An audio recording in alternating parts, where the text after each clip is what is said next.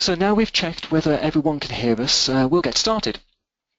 And thank you for joining us today for our webinar on Erasmus Plus Key Action 1, Vet Learner and Staff Mobility.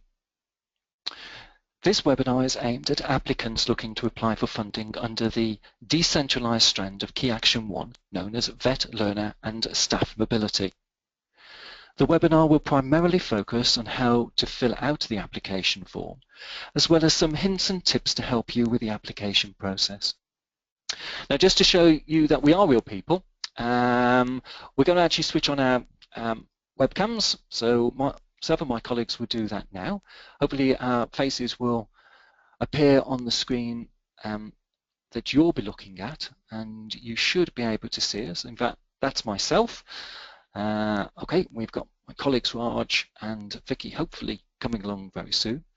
Now, just to let you know, my name's Adrian Roston-Smart. I'm a project manager here at Chorus, the UK national agency, and I deal with the Erasmus Plus programme. Now over to Raj. I think you're going to say a couple of words.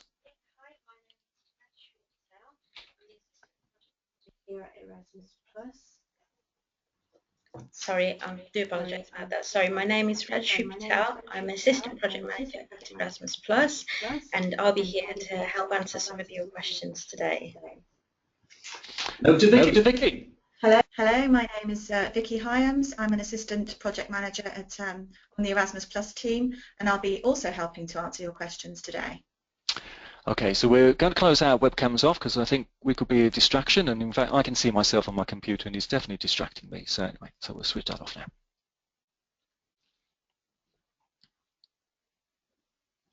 Now, before starting, we thought it would be a good idea actually to ask you a quick question. So my colleague Raj will be launching a quick poll, and we'd be very grateful if you could respond to the question that we're going to be asking you now.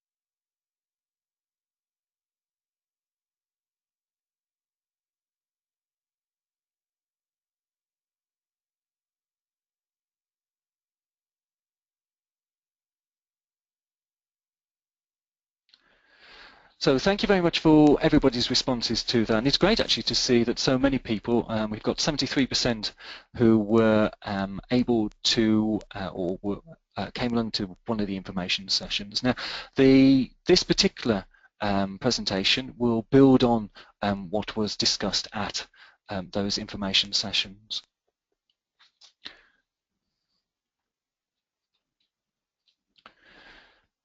So just to give you an overview of what we'll be covering today. Now, I'll start by giving you a quick introduction to Key Action 1, Mobility for Vet Learners and Staff, and what funding is available. Now, the main focus of the session will be the application form. We'll first talk you through what you need to do beforehand. Then we'll go through the application form together, filling out certain parts, showing you how to use the distance calculator and how to validate the form. Then we'll round up with the key points. Finally, we'll mention the next steps and how to contact us for support in the run-up to the deadline.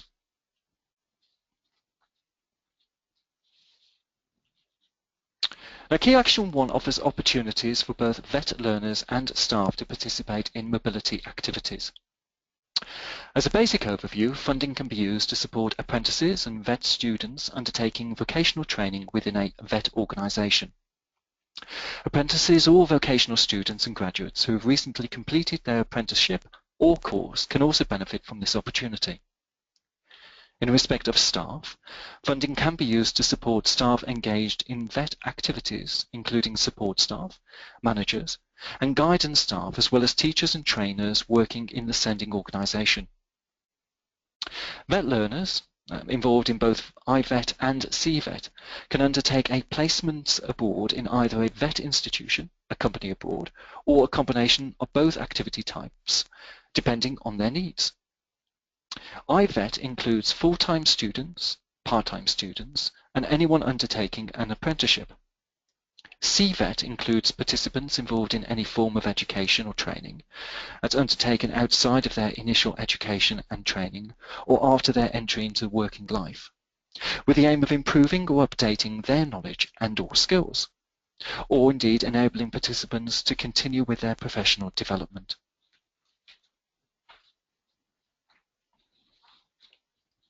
Specific to learners, the funding can be used to support apprenticeships and VET students undertaking vocational training within a VET organisation. Apprentices or VET vocational students who have recently completed their apprenticeship or course can also benefit from this opportunity. Graduates must undertake their training placement within 1 year of their graduation. The placement must include work-based learning at a VET organisation, employer or other relevant organisation. Vocational study alone is not permitted. To ensure the quality of the placement, it is recommended the receiving organisation hosts all or part of the vocational placement, rather than sourcing it out to another organisation. Now, the placement must be relevant to and fit well with the course that the student or apprentice is studying. It is important to note that in the Erasmus Plus programme, vocational learners are defined as those whose studies typically include work-based learning. Now, learning outcomes should also be formally recognised and validated through the use of ECVET, or Europass, or through any other means that is appropriate to the target learners. The placement must last a minimum of 2 weeks or 12 days. Of those 12 days, 10 will be working days, and a maximum of 12 months, excluding travel time. Accompanying persons. As part of the European Commission's drive to improve the quality of mobility experiences and safeguard vulnerable learners, it's now compulsory to include accompanying persons for VET learner mobility projects. Now, this means that each flow of learners must receive a visit from an accompanying person at some point during their mobility. This ensures that learners are properly monitored while on mobility and that any potential issues are picked up. It's recommended that you include a minimum of 1 accompanying person per 10 learners. Accompanying persons can also accompany a single learner for the duration of their mobility, for example, if the learner has special needs. However, please note accompanying persons are only allowed for learner mobility activities.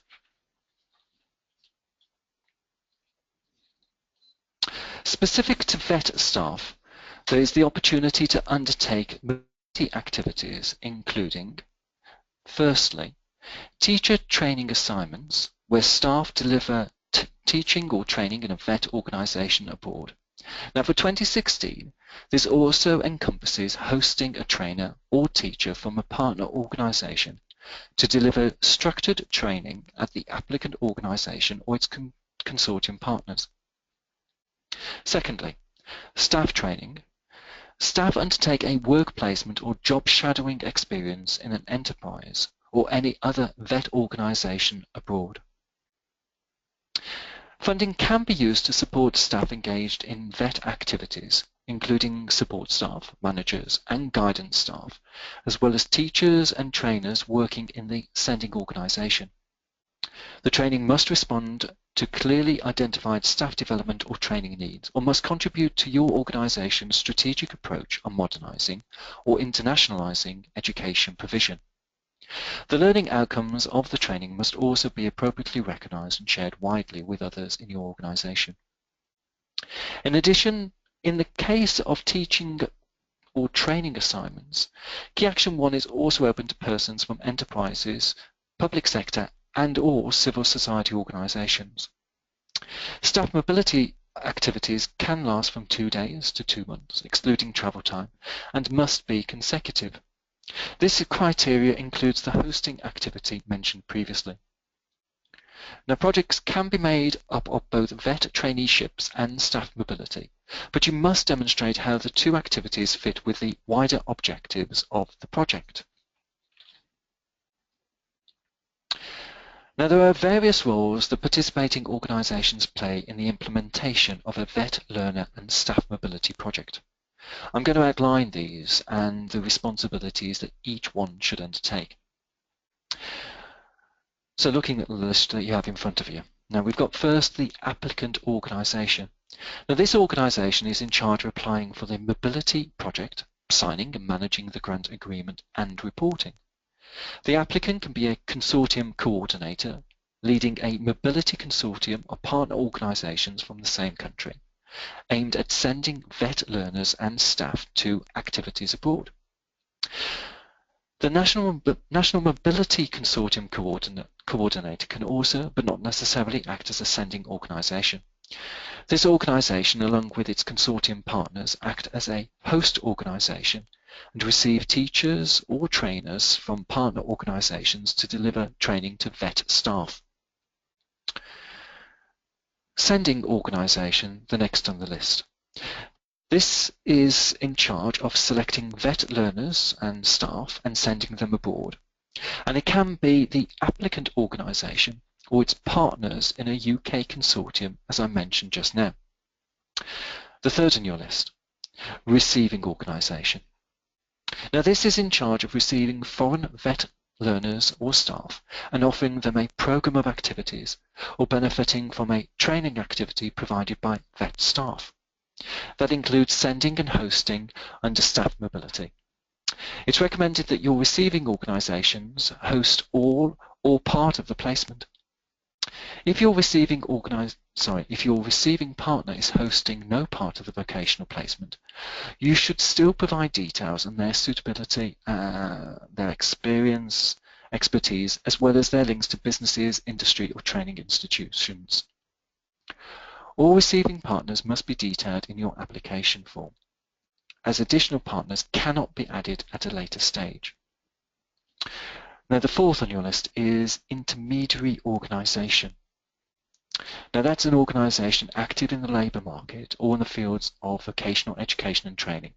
It can be a partner in National Vet Consortium, but is not a sending or receiving organisation. Its role may be to share and facilitate the administrative procedures of the sending vet organisations and to better match apprentice or student profiles with the needs of enterprises in the case of traineeships, and to jointly prepare participants. Now it's important to link your Key Action 1 project to the overarching European priorities and show the added value of carrying out your project on a European level. When doing so, it is important to keep the general objective of the Erasmus Plus programme in mind. Now, more information about this can be found in Part A of the Erasmus Plus programme guide, as well as the following important features on the Erasmus Plus programme, which you can also see in this slide. Recognition and validation of skills and qualifications, that's for example Europass or ECVET. Dissemination and exploitation of project results, for example the use of the Erasmus Plus logo as well as the Erasmus Plus project results platform. International dimension, that's cooperation with partner countries. Multilingualism, by giving the learners the opportunity to learn another language and use vocabulary relevant to the placement they are undertaking and communicate with other people abroad. Equity and inclusion, for example by facilitating the access to learners with disadvantaged backgrounds and fewer opportunities compared to their peers. Protection and safety of participants, for example making sure all participants are in possession of a European health insurance card.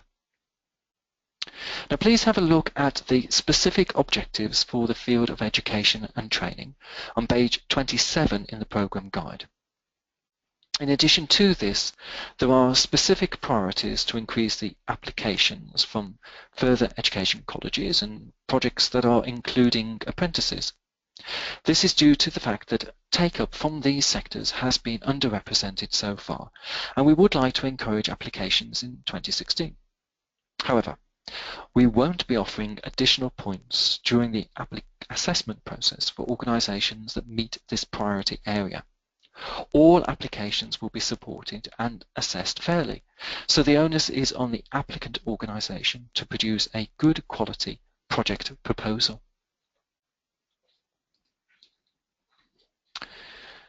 Now, it's important to note that Erasmus Plus funding cannot be accessed by individuals.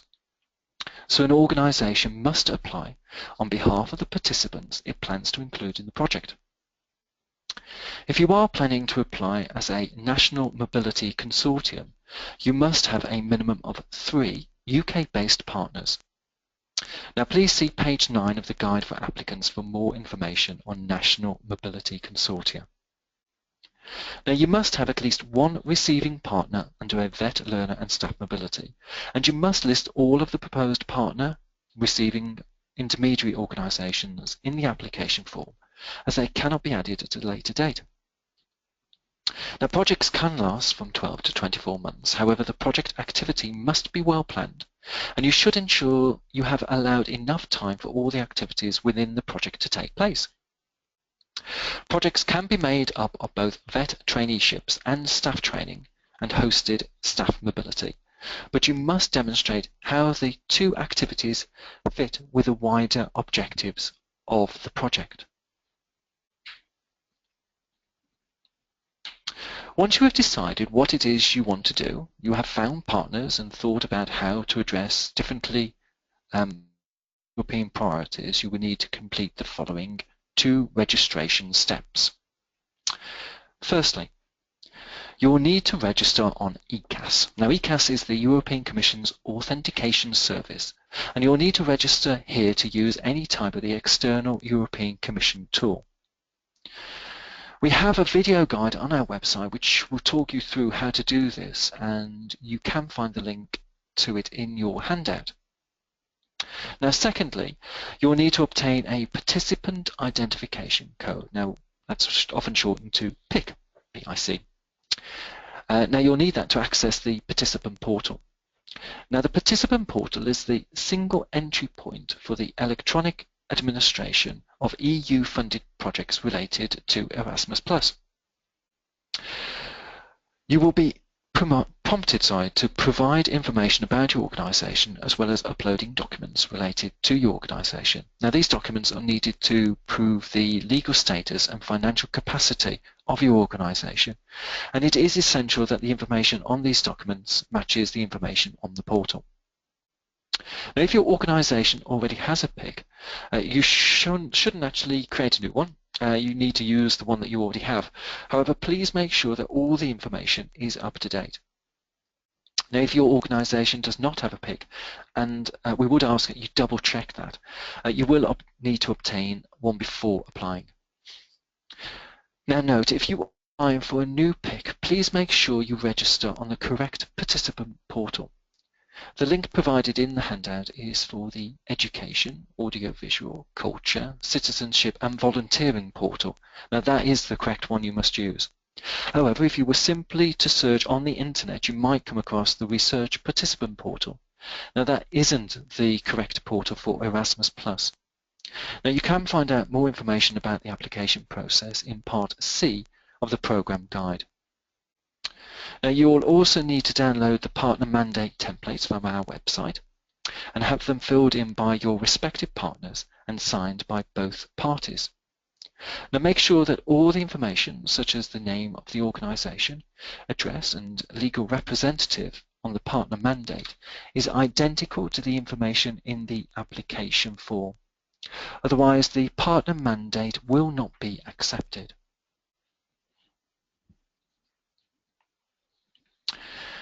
So after developing your project idea and completing the registration process, you can move on to the application form. Now the application form is an eForm and will need to be submitted online by the applicant organisation by the deadline of the 2nd of February 2016. Please keep this in mind as this is 11 o'clock UK time as the deadline for applications, but 12 AM Brussels time. Now you will need to use your pick as well as your partner's picks to fill out the application form. It's very important that the pick information is correct, as it will be used throughout the life of your project, and it is your responsibility to keep the information up to date. To make sure you have the correct KA1 application form in front of you, you should check that it states the core as being 2016, the round as being 1, and the deadline as being the 2nd of February 2016. Now, all applications submitted to the UK National Agency should be completed in English. Now, we're now going to go into the actual application form and run through it with you. As we go along, we'll show you how to complete some sections of the form, as well as giving you hints and tips based on your feedback from previous application rounds. We'll also be using a test application form for this exercise, as we cannot use applications from previous rounds due to data protection rules. Now, just before I move to the application form, I'm just going to put my mic quickly on to mute, and that's just simply so I can just grab a quick drink, and I'll be back with you very soon with the application form.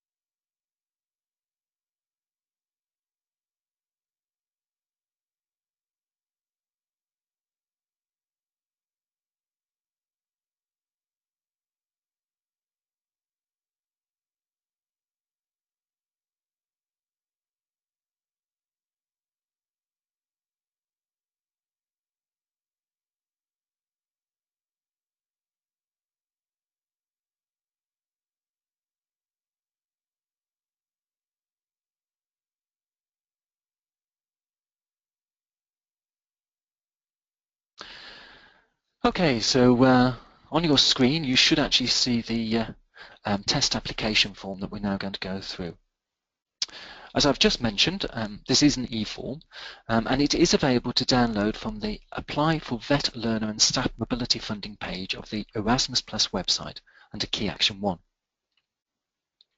Now you should save it as a PDF to your PC. Now please check that you have downloaded the correct application form for 2016. As we already mentioned on the slide, I'm just going to show you here as well. Here we are. So you will have the key action as being learner mobility of individuals, which is just there on your screen now. You will have the action as being mobility of learners and staff, the action type as being vet learner and staff mobility, the call as being 2016, and the round as being 1. Now, as I go through the application form, I'll use the scroll bar to go up and down the page to the relevant sections of the form. Now, I'm going to concentrate on the hints and tips for each section of the form as we go through, rather than describing all the information needed. And I'm going to concentrate on the sections dealing with project activities and budget afterwards, showing you how these link to each other, as well as giving you hints and tips on how to complete them. Now, mandatory sections of the form are highlighted in red, and you'll actually see some sections already showing up there as being red. Now, you'll need to select the language you're using to complete the application form from the drop-down menu. Okay, I'll just show you that drop-down menu now. And we're just there. Now, for applications made to the UK National Agency, this should always be English, and you'll see English is already selected.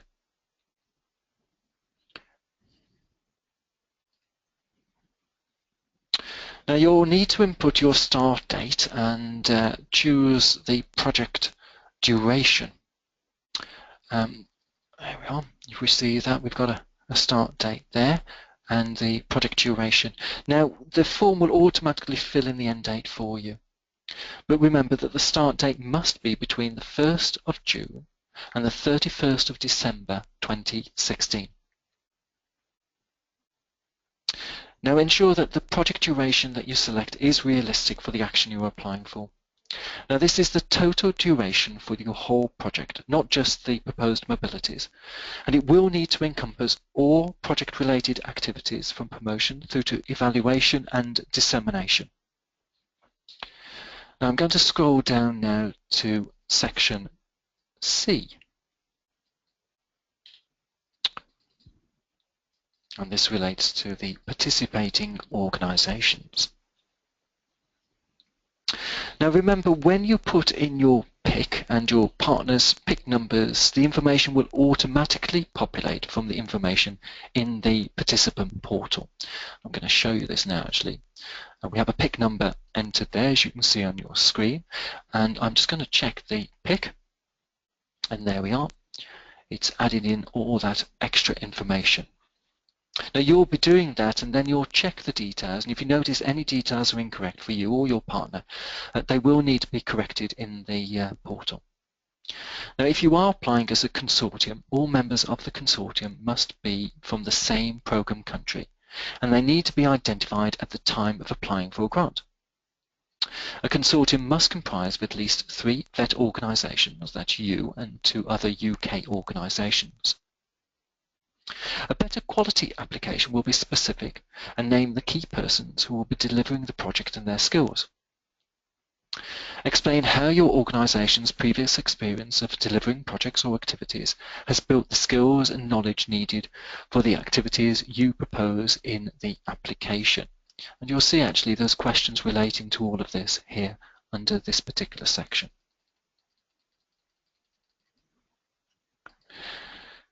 Now please explain how the activities proposed in this application fit into the other or activities you deliver.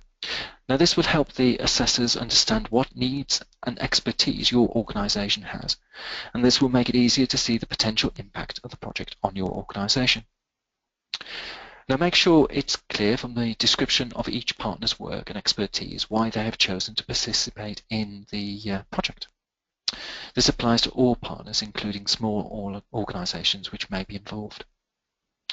Now we have actually already, on our test, added in a second partner or partner organisation, a second PIC, and you'll just see here, I'm just going to check that PIC now, and you'll see again information is automatically filled in. Now each page of the application has a validate button, so you can check the information as you go along. So let's just scroll down to the bottom of this particular page, and you'll see the validate button. I'm just going to click on that. Okay. Now by clicking the validate button, it'll identify if any mandatory sections have been missed, or if there are errors in the way the information has been input. As you can see, the staff numbers here are missing, so if I click on OK, it will take me to that particular part of the form, and if I enter the information into the form now, there we go, and if I again click on validate, if we just actually find the validate button here,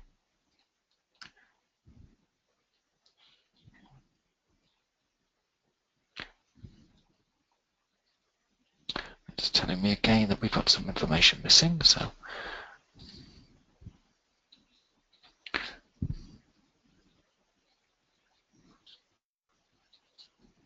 okay, that was for the partner organisation this time. Okay, and now you'll see that it's asking me to change an email address. It's saying it's not valid, so you'll see there in this particular example we've just entered the word test. So if I give it an appearance of a correct email address, then that will complete that error that the validate button's highlighted. Moving down to section D, this relates to the European Development Plan. Now, the purpose of the European Development Plan is to ensure that the planned mobility activities are relevant both for the individual participants and for the organisation as a whole. It's also to ensure that the activities will have a positive impact on the quality of teaching and learning provided by the applicant organisation or consortium partners here in the UK, and should demonstrate that the proposed activities tie in with the organisation or consortium's wider European or international strategy. Now, please see the guide for applicants for more information on completing this section. I'm going to move down now to section E, and that relates to the description of the project.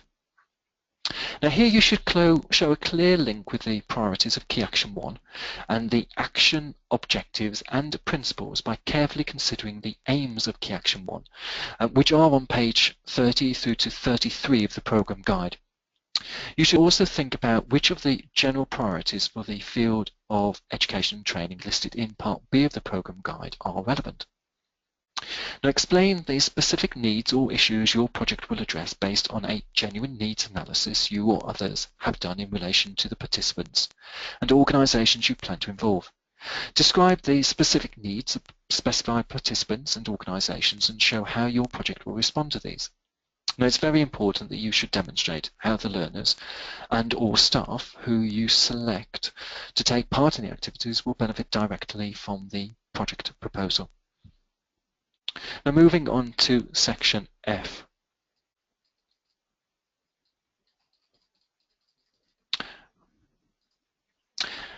Now, you should provide details about how the participants will be identified and selected, which activities they will participate in, how they will contribute to the project, and how the project will benefit them. So please include information on the VET course of study that your learners will be undertaking, specifying the subjects and the level of qualification, recognition and validation, and how the placement will support this learning. Now, we found this information wasn't clear in applications that were unsuccessful in previous course. Also explain what recruitment and selection processes you and any partners will undertake. For instance, how many participants you will involve and how the processes will ensure the most suitable participants are selected, whilst ensuring a fair process.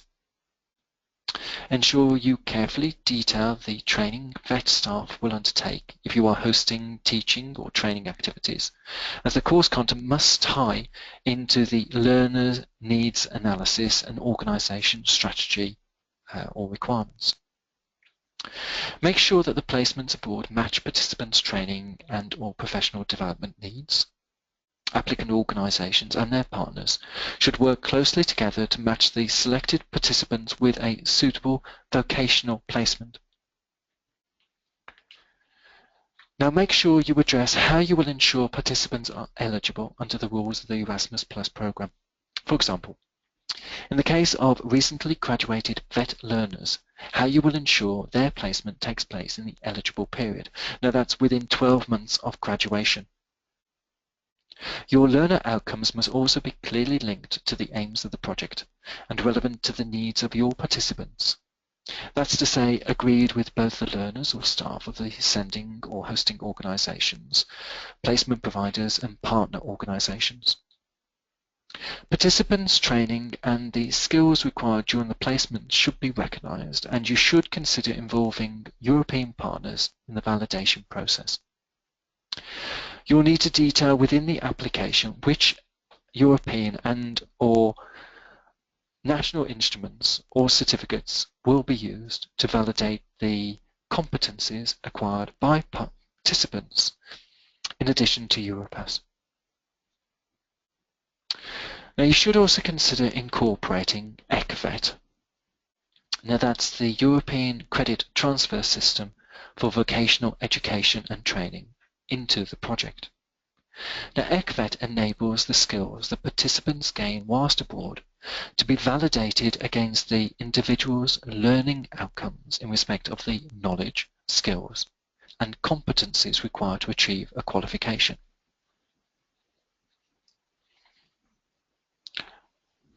Now I'm going to be moving down now through to Section G, Preparation. Section G1, Practical Arrangements. The specific preparation activities will depend on the objectives and activities of your particular project and the needs of your participants. However, they may include some or all of the following items that I'm going to list. Firstly, organising practical arrangements such as arranging appropriate accommodation, transport, insurance, visas, ensuring the safety and protection of participants, planning and organising, mentoring and support. Secondly, language and or cultural preparation for participants. Thirdly, practical or logistical orientation. Fourthly, any technical training or preparation before particular activities. And lastly, agreeing learning needs and objectives with participants. Now, Section G2, Project Management. Explain clearly how you will ensure that the project and the grant are managed effectively and transparently in order to deliver the planned objectives, activities, and high-quality results within the time frame and budget available. You'll also need to describe how the project activities and results will be monitored and evaluated during the life of the project, and provide details of the staff who will be involved in these activities and how often quality checks will be undertaken. Now, address how you plan to handle project risks or difficulties. Now, for example, what processes you will use to handle conflict resolution within the partnership. Finally, give specific specific details of the evaluation methods and indicators of achievement, and they could be qualitative or quantitative, that you plan to use in order to assess whether and to what extent your project has achieved its objectives and results. Section G3, the preparation of participants. You will need to describe the practical and logistical support the participants will receive in advance of their placement, providing as much detail as possible with regards to who will arrange the participants' travel, insurance, visas, if applicable, and accommodation. I'm going to move now on to Section H, at Main Activities. Now, this is a really important part of the application and is divided into 4 questions. Hopefully you'll see all 4 now at one time actually on your screen in front of you. Now, in the first box, you'll need to include the main activities you plan to organise, providing a description of the role each project partner will play. In the second box, you'll need to detail what communication methods you will use for all stakeholders and your reasons. At the same time, what cooperation is expected. In the third box, you'll need to further describe the role of your partners and other stakeholders. In addition, you'll need to explain what monitoring and support activities will take place and who will carry these out and evaluate the participants' progress. In the fourth box, you need to provide justification for accompanying persons. Now, please bear in mind that you must include accompanying persons for VET learner mobility projects. Now, please see page 8 of the Guide for Applicants for more information on accompanying persons. Now, I'm going to move on to section H1, Activity Details. Now, we're going to cover this section in more detail as it relates to the activities which will feed into the budget. It's very important to keep in mind that the data here will need to correspond to the data in the budget section. Otherwise, you will not be able to validate your eForm. Now, the activities you need to detail in this section are grouped under the 4 broad categories of 1. Staff training abroad. 2. Teacher training assignments abroad. And this is the activity you would select if you plan on hosting in the UK. 3. vet learner traineeships in companies abroad, and 4, vet learners traineeships in vocational institutes abroad. Now you should add a table for each activity you plan to include during your project and select a number of answers from the drop-down menus available. And I will just demonstrate this now. Just before we move on, actually, you'll see there are a number of drop-down menus. We'll be talking in more detail about that in a moment. Before then, I'd like to highlight a couple of points here. You will need to use the distance calculator to fill out the distance band. A link to this is provided in both the programme guide as well as the guide for applicants. The distance is from cities and towns, so choose the nearest one to your head office and the head office of your partners. The band that comes up is the band which you will need to input into the application form. This will then automatically populate with the unit cost. This cost is a contribution towards the return journey costs. Please ensure that you put in the right band, as this will be checked at assessment and, if incorrect, could affect the quality of your application. Now you'll also need to indicate if this is a short or long-term activity. If the activity is a short-term activity, and that's less than 2 months, then you'll only be able to fill in the total duration excluding travel days field. Now if you've selected that this is a long-term activity, then you'll need to fill in the duration full months box. Now, if you just see actually on the screen now, I'll point that particular box out. You only need to fill the duration extra days box if you need to. For example, if participants will be travelling for 2 months and 10 days. If you require any travel days, a day either side of the mobility to be used for travelling, you can enter these days in the travel days box. Now, a maximum of 2 days can be added to each mobility for travelling. Next, you'll need to enter the total number of participants for this flow. Out of the total number of participants for each flow, applicants must detail the number of participants with special needs, the number of apprentices, the number of participants with fewer opportunities, and the number of accompanying persons. The numbers identified here must add up to the total number of participants identified for the activity. Now this table feeds directly into section J, the budget section, and if it's not completed correctly, then the project budget may not be correct, so please complete these sections carefully. Now it is important to note that if you require accompanying persons for long-term activities, that's 60+ days, the additional subsistence for staff will need to be outlined under special needs support. Okay, I'll now talk you through the information Adrian is inputting into the form at the moment. Adrian will now select Vet Traineeships in Companies Abroad from the drop-down menu and note the question, is this a long-term mobility, which is more than 60 days. He has also selected the United Kingdom as the country of origin and Finland as the destination country. To work out the correct distance band between the UK and partner training organisations, we'll switch to the distance calculator.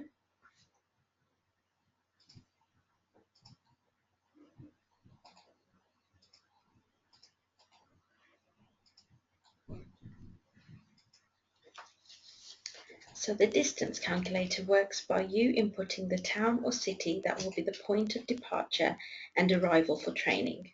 Our test organisation is based in Birmingham and the receiving organisation will be in Finland. As you can see, as Adrian starts to type the name of the location, the distance calculator suggests destinations.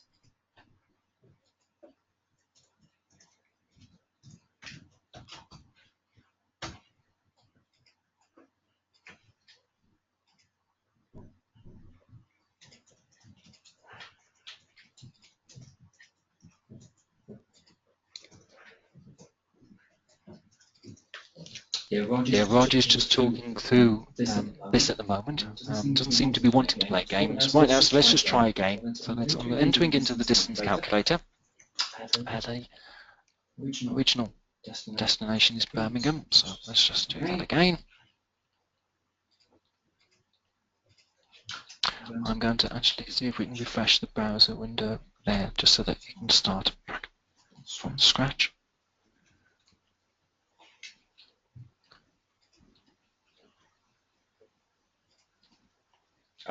There we are. So you'll see now actually that it's come down the drop-down menu. I'm not entirely certain that it's actually picked that up.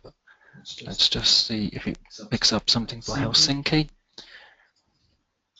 I think you're probably getting the general idea here. We'll try and calculate it. Yes, there we are. So it's come up with a figure there. So I'm going to hand you back now to Raj, who'll talk you through whilst I'm filling in information on the application form.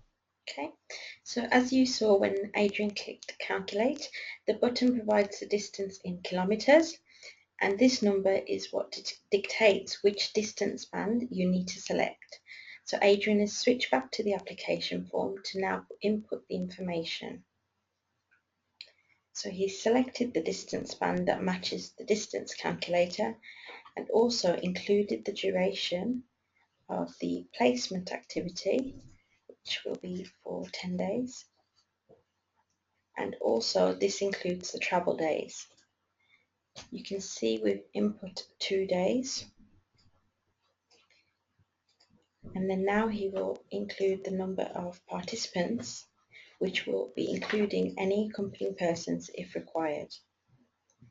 Adrian has input a total of 10 participants, which includes 2 apprentices and 1 accompanying person.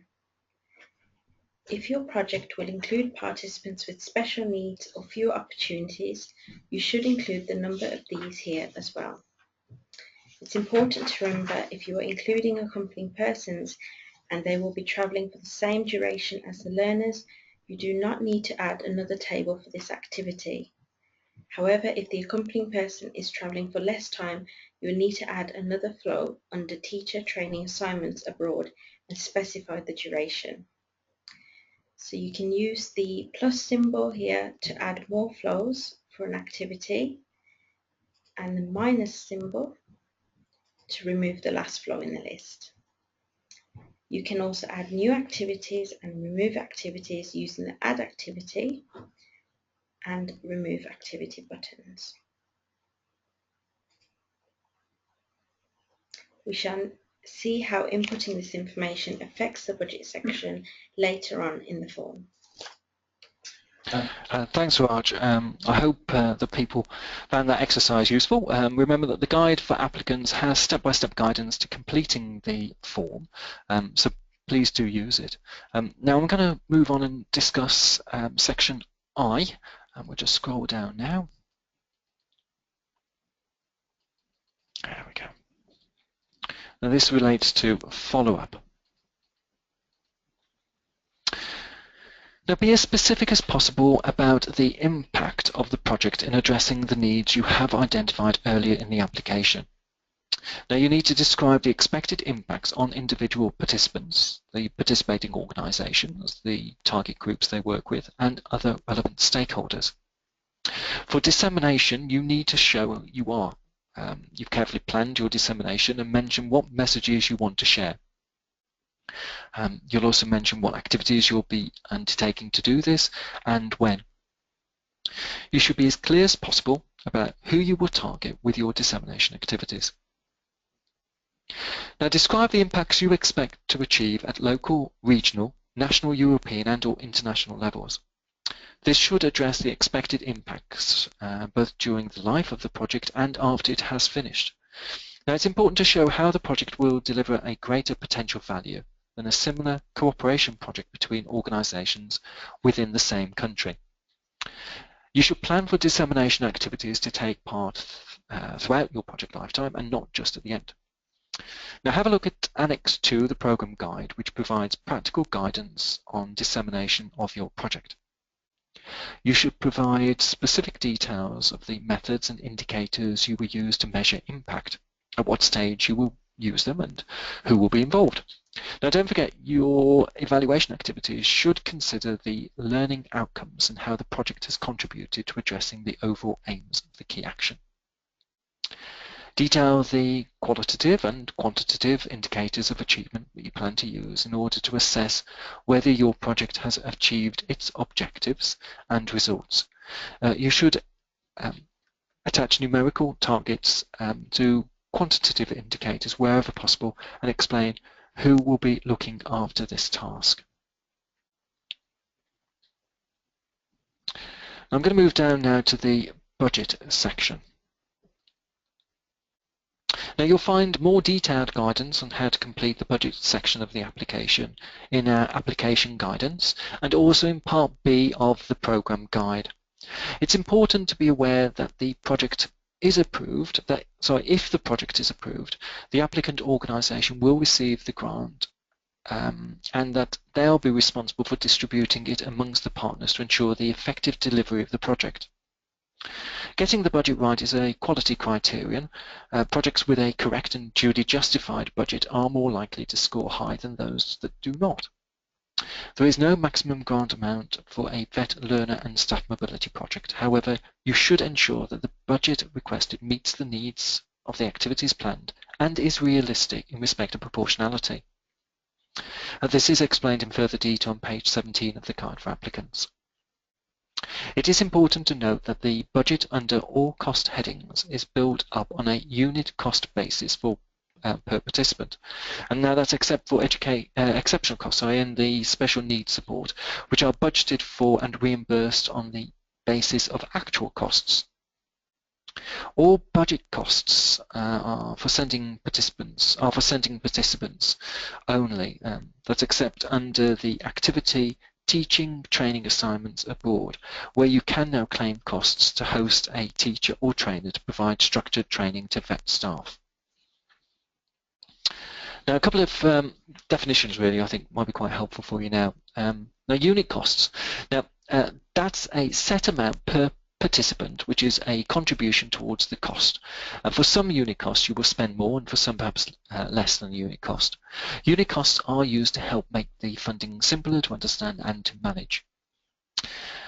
Now, that differs to actual or real cost, and as the name suggests, you'll receive funding for the actual costs incurred. Now, real costs are used for the budget heading exceptional costs and special needs support, and can be fully or partly reimbursed. Now, the budget categories for a KA1 Vet Learner and Staff Mobility project are, and I'll give you the list now: travel, organisation support, individual support, linguistic support, and that's for vet learners only, special needs support, and exceptional costs. As you can see, most of the information has been pre-filled on the information already entered in the activity details section. You may recall that little exercise earlier. Now, the country of destination should be the country in which the applicant or one of the partner, that's programme countries only, is based. Now, under travel, individual support and organisational support, the budget is calculated on a unit cost basis. Now, your request for funding in travel, that's section J1, should reflect the main activities you've detailed in section H1. In section J2, you'll need to check the request for individual support. This is the contribution to the subsisting cost for participants during the activity. Costs are calculated on a unit cost basis per participant, depending on the type of activity, the duration, and the country where the activity is taking place. In section J3, you'll just see at the bottom of the page now, you'll need to check the request for organisational support. Now, that's money to be used for the organisation, management and implementation of your meetings or main activities. Once again, most of this information has been pre-filled from the activity details section. You'll need to check here that the pre-filled information is correct, and if not, you'll need to amend the section H1. Now, just moving on to linguistic support.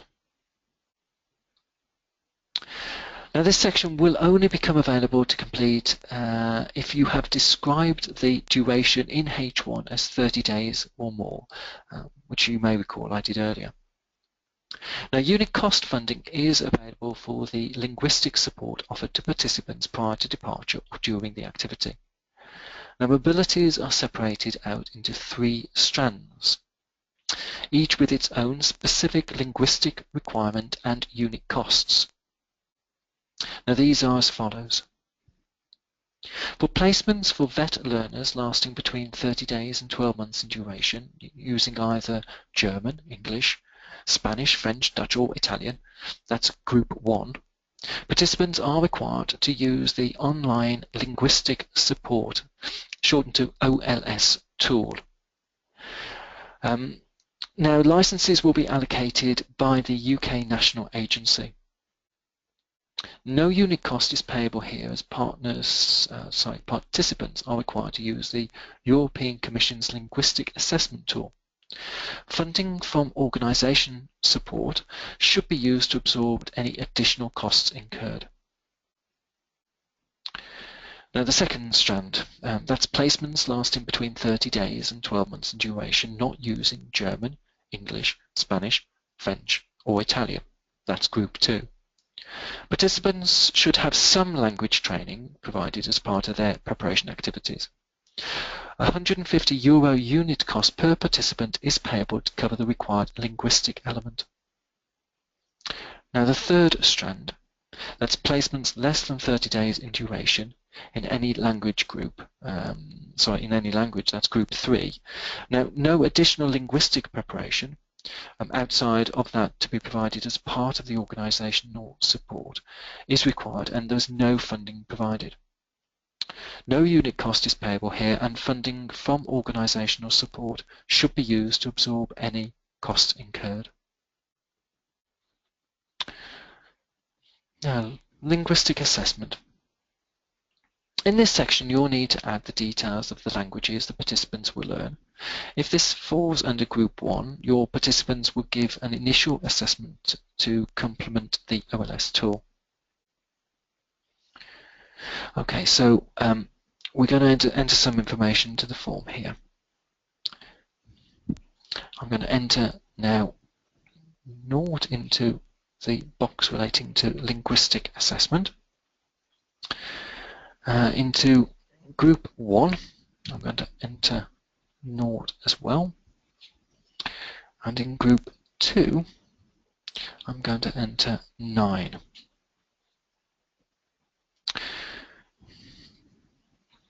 Now you can see the funding, that's €150 per participant for a language outside of Group 1 has appeared.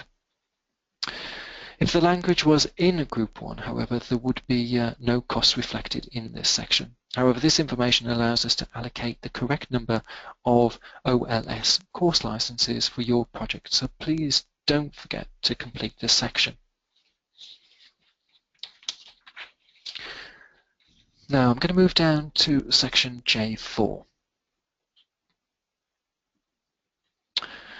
Now this section allows you to request any special needs support. Now that is any additional costs that your organisation or any partners will incur to enable participants with disability and accompanying persons to take part in your project. For example, specialist equipment or accompaniment. Special needs support is calculated on an actual cost basis and will be assessed case by case. Therefore, it is important that you make clear in the description of costs box, which you'll see just here now, what items you need and the costs breakdown. You should also detail the participation of special needs participants in the main narrative of the application form. Now section J5, that's exceptional costs.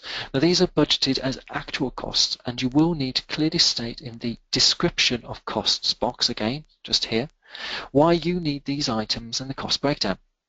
Things that can be considered as exceptional costs under Key Action 1 mobility projects for vet learners and staff are, and I'll give you a list here. Additional costs to support the participation of learners with fewer opportunities. That's excluding costs for travel and individual support. Now, 100% of eligible costs can be claimed for. The second one is costs connected to providing financial guarantee. Now, if the national agency asks for this, you can actually claim 75% of eligible costs. And the third one is expensive travel costs of participants from outermost regions and OCTs. That's up to 80% of eligible costs can be claimed. Just some hints and tips really for you. Now make sure you have clearly described the main activities of your project and that the budget you request is consistent with your description, because budget requests can only be accepted if it's clear what the money is being requested for. As a reminder, a person with special needs is defined under Erasmus Plus as a potential participant whose physical, mental or health-related situation is such that his or her participation in the project would not be possible without extra financial support. Now I'm going to move down to section K.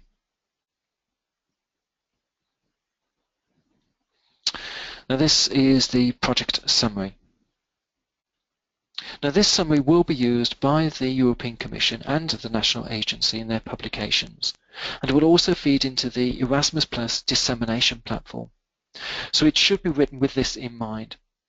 It should be written in clear, plain English, avoiding any technical or sector-specific jargon to ensure that it can be understood by the general public. Section K1. Summary of participant organisations, the budget summary, and the project total. So the project total grant. Now check this section or these sections and ensure that the information is absolutely correct. So in case it's not, you may need to make some changes to earlier sections. Now also refer to section L, the checklist, which we'll see coming down here. There we are. And section M, which is the data protection notice. Can you please make sure that you read that particular notice? I'm just going to move down again, down to the Declaration of Honour. And you'll see also there's a section here relating to annexes. Now the compulsory annexes are the signed Declaration of Honour. Okay, we saw earlier here, I'll just go back actually, and you can see the Declaration of Honour there. And you'll actually see a button which allows you to print the Declaration of Honour so that you can sign it and then reattach as an annex.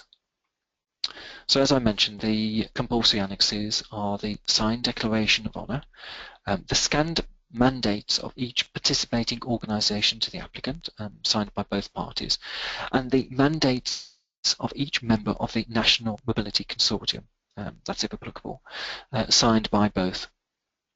Now these documents can be downloaded from the Key Documents section of our How to Apply, that's Key Action 1 Vet Learner and Staff Mobility page on the Erasmus Plus website. I think Raj may actually be posting that web link for you. She'll either do that now or later on. Your project application will be ineligible without these attachments, so please don't forget them.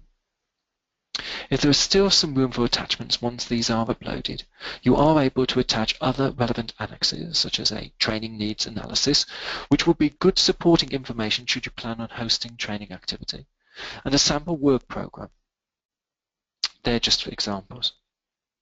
Now a hint and tip here is to keep it concise.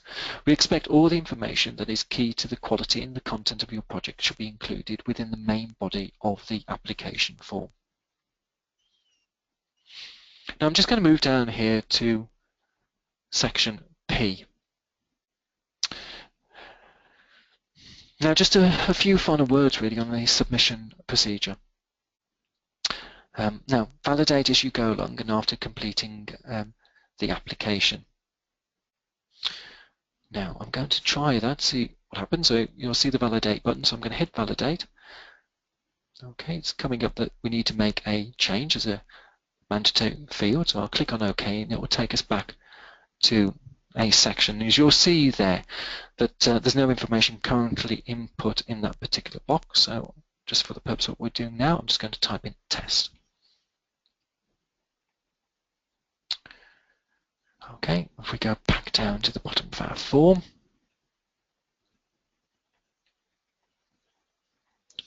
I'm going to just try and hopefully click that validate button again.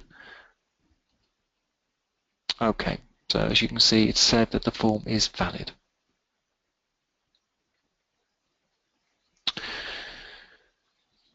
Now, ensure you are connected to the internet when you submit. You'll see here, Submit Online button. Now save the final completed version of your application form to your computer in case of any submission issues. Now please note the deadline mentioned is in the form is Brussels time. The form needs to be submitted online by 11 o'clock UK time, 11 AM, I'll be absolutely clear, 11 AM UK time on the 2nd of February 2016. Now we would advise you to leave plenty of time in completing your application and then submitting it online before the deadline in case of any unexpected technical details. Now before we move on actually, we've been through the application form now. Raj is going to just launch another quick poll. I'm going to put my mic on mute just to take another quick sip of water whilst you're completing the poll, and I'll see you in a moment.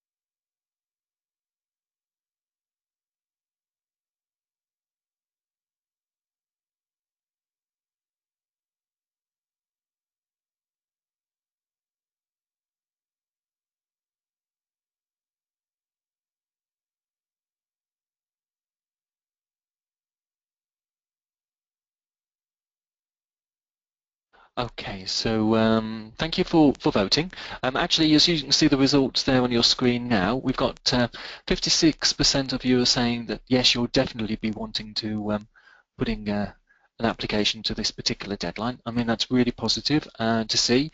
And a few people here maybe not looking for this deadline, but maybe consider an application in future years. And I can also see that we've got a few people that are a little bit undecided, but that's really useful, and I thank you for your time in actually completing that particular poll. Now we're going to return back to the presentation in just one moment, and I'll be back with you shortly.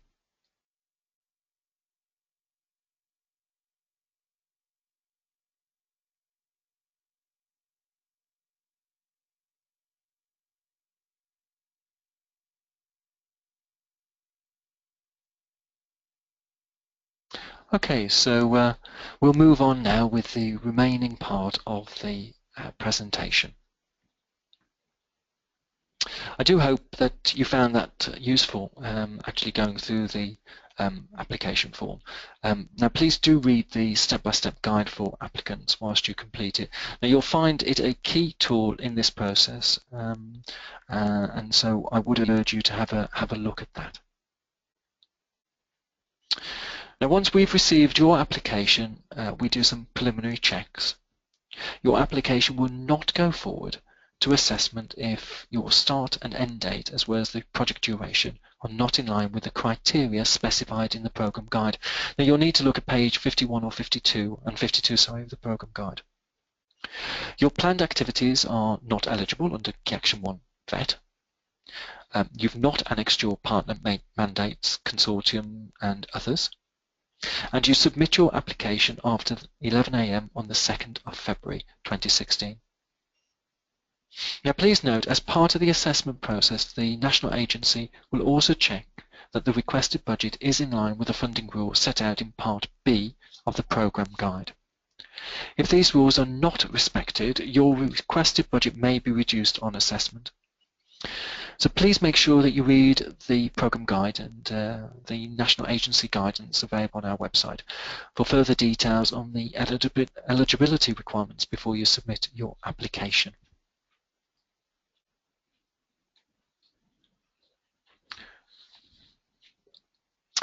Now, the Erasmus Plus national agencies will be validating your organisation and also your partner organisations. This is a separate process to the assessment of your application. Therefore, the fact that your organisation has been validated does not automatically imply a successful outcome for your application. Now, during the validation process, the national agency will check whether all the information you've put into the participant portal is complete and correct. We will check whether the required legal and financial forms have been uploaded, as well as the supporting documents. More information about this can be found in Part C of the Programme Guide, starting on page 237. Your partners will also need to be validated by their national agencies. Now, please note, organisations that are not validated cannot take part in Erasmus Plus funded projects. If you or your partners cannot provide the correct and fully completed documents during the validation process, this may cause significant delays to the processing of your application and may actually even result in the national agency withdrawing its offer of funding if your application is successful. As stated, there's no budget for Key Action 1 VET mobility projects. However, the budget requested must be realistic, proportionate and well justified within the application. We like to ensure that you are clear about the budget section, therefore this slide contains some repetition. But some key points to remember about the budget. Unit cost contributions. Now, this is funding automatically calculated depending on the unit. This can be the number of participants for a certain duration or a set cost per distance travelled. Now, budget headings using unit costs are travel, organisational support, individual support and linguistic support, and that's for VET learners only. Please ensure you correctly fill in the linguistic support section if your learner placements are to be 30 days or longer in duration. More information about online linguistic support can be found on page 38 of the guide for applicants. Real costs contributions. And this funding is for actual costs made, but in some cases only a certain percentage of the cost will be covered. Budget headings using real costs are special needs support, and that's up to 100%, and exceptional costs. Under exceptional costs, a financial guarantee, if requested by the national agency, can be up to 75%, or to cover expensive travel costs for participants from outermost regions or overseas countries and territories, and that can be up to 80%. It's important to note that any request for financial support to cover special needs support and exceptional costs must be clearly explained in the application form. The assessor will not assume anything in relation to these costs and can recommend cutting them from the budget unless adequately justified.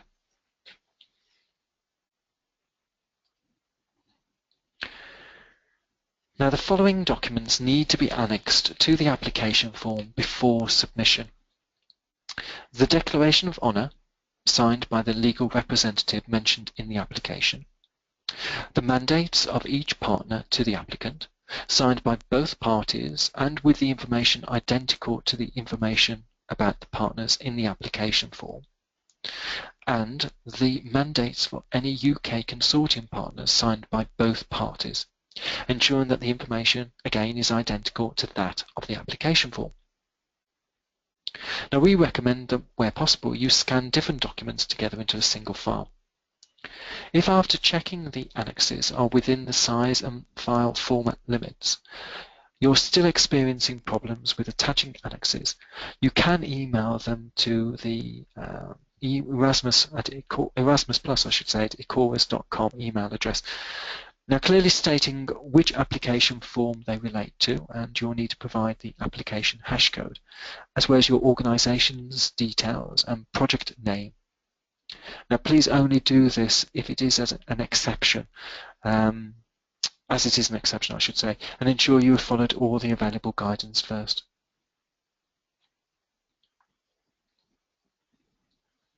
Now, you must ensure you have validated all sections of the application form before submitting. You'll need to ensure that you are connected to the internet in order to submit your application. You should ensure that all sections of the form are valid and all annexes are attached before attempting submission. If there are any technical issues preventing the form from being submitted, it will say error under status. Now, if this happens and you are unable to submit the form, you should follow the alternative submission procedure. In this case, you can still submit your application by sending it via email to us within 2 hours following the official deadline. However, the UK National Agency will only accept this submission if the error message is recorded under status in the submission summary section of the eForm with a timestamp prior to or on the deadline date and time. Now, I'm going to list a number of error messages which are not accepted as technical issues. ERR01. Now, this error relates to invalid data or missing fields in the eForm. This is not considered to be a technical issue and can be corrected by completing the application form correctly and validating it again. Now, the next error message, ERR06. Now, this error means that there are error means that there are errors with the annexes. Now, the total size, for example, of the attachment exceeds 5 megabytes, or they are not in the accepted file formats. Again, this can be rectified either by reducing the size of the attachments or by removing them and reattaching in the correct format. Now, the next error type is unknown. Now, this means that the eForm was not submitted and no submission attempts were made. Error message local-01. This means that the Adobe Reader security is enabled. Now, in order to submit to the eForm, you must click the appropriate options in the yellow security warning bar at the top of the form. Now, the final error message is local-02, and that indicates a network connection error. Now, this means that you need to check your internet connection and try to submit the form again or try a different network.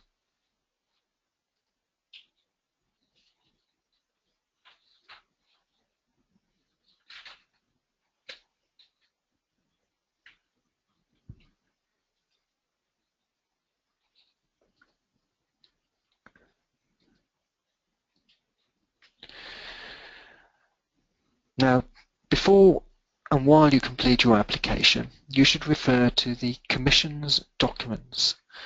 First of all, that will be the programme guide. And you'll also refer to the National Agency's own guidance available from our website.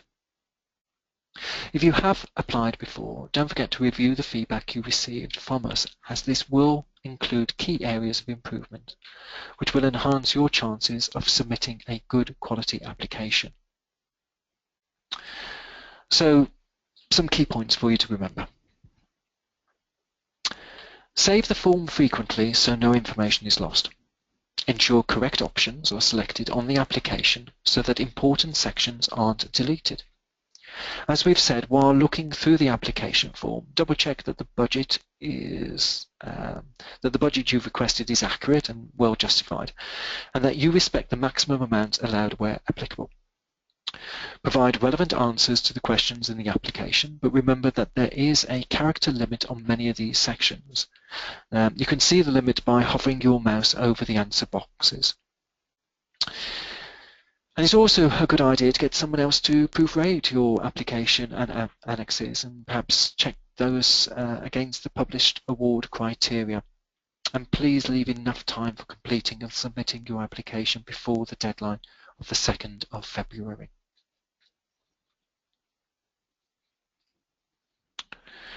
So to conclude, I'd like to remind you of the support the UK National Agency will be offering in the run-up to the 2nd of February deadline for applications to be submitted under Key Action 1 Mobility for Vet Learners and Staff.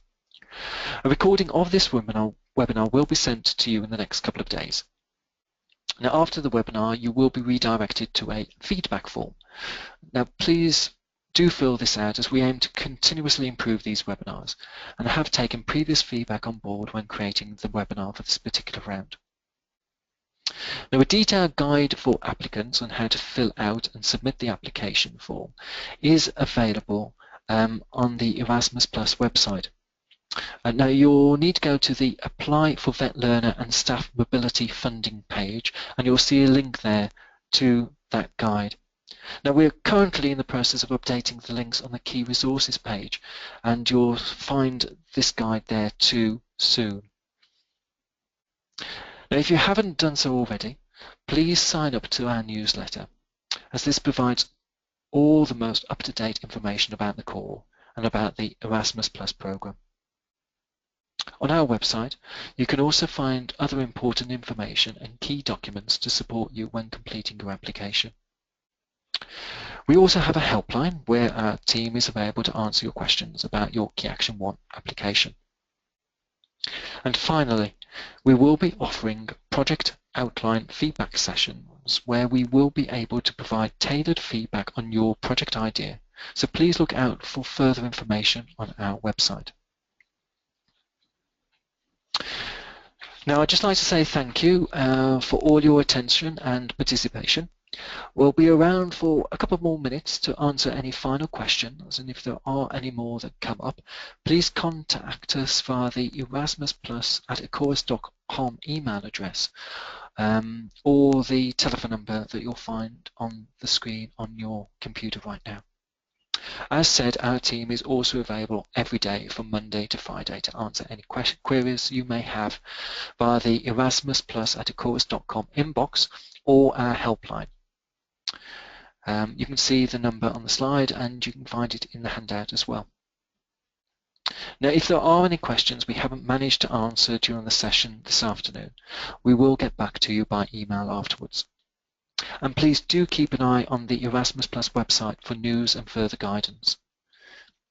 Now, I do hope that you found the session useful today, and we wish you, that's Marge, Vicky and myself, wish you every luck with your future applications. Thank you and goodbye.